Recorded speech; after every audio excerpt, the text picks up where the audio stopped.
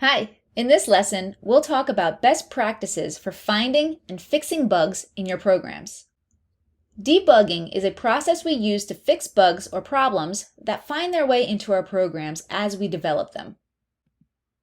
Debugging can be similar to reading an I Spy book. You're looking for something small, something that isn't quite right in a big program. It takes some patience and focus. So why do we learn about debugging? You might think that you can simply avoid bugs by writing good code. There are things that you can do to try to avoid errors, like keeping your code neat and organized. But the truth is everyone, even experienced programmers, write bugs. Because of this, debugging is really the most important skill that programmers learn. There are different types of errors that can occur in a program. Syntax are the rules for how to write code. The syntax can differ for different programming languages. If there is an error in the syntax, the program won't run properly or may not run at all. A logic error is an error in the code that doesn't keep the program from running, but it doesn't do what it's supposed to do. These are usually harder to find and fix when compared to syntax errors. When a runtime error occurs, the program starts running but then crashes later on. Something that might cause a crash like this could be a player input that runs a function that then has an error. Let's take a closer look at syntax errors. A syntax error is a mistake in how the code is written. Computers only understand commands if they're written with specific rules. If the syntax is not exactly correct, the code won't run. There are a lot of ways this could happen. The command on the screen is correct as written, but let's look at a few common mistakes that could occur.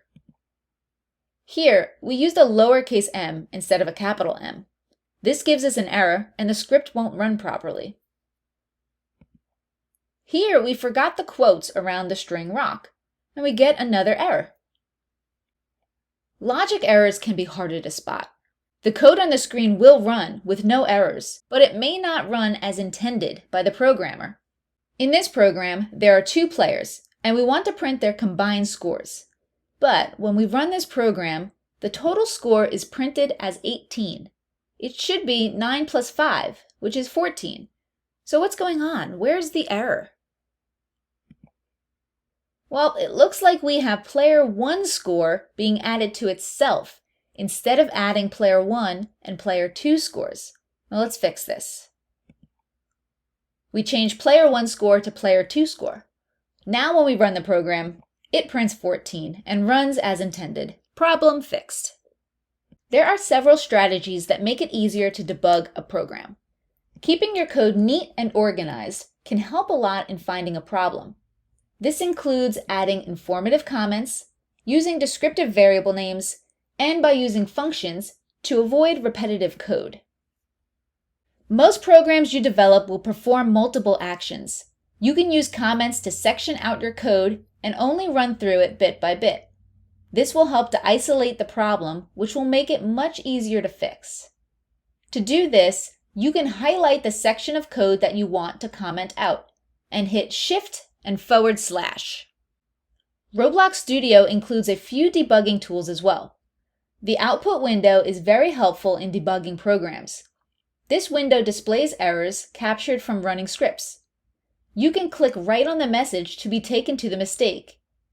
In this image, it looks like we mistyped the word ladder. Well, that's an easy fix.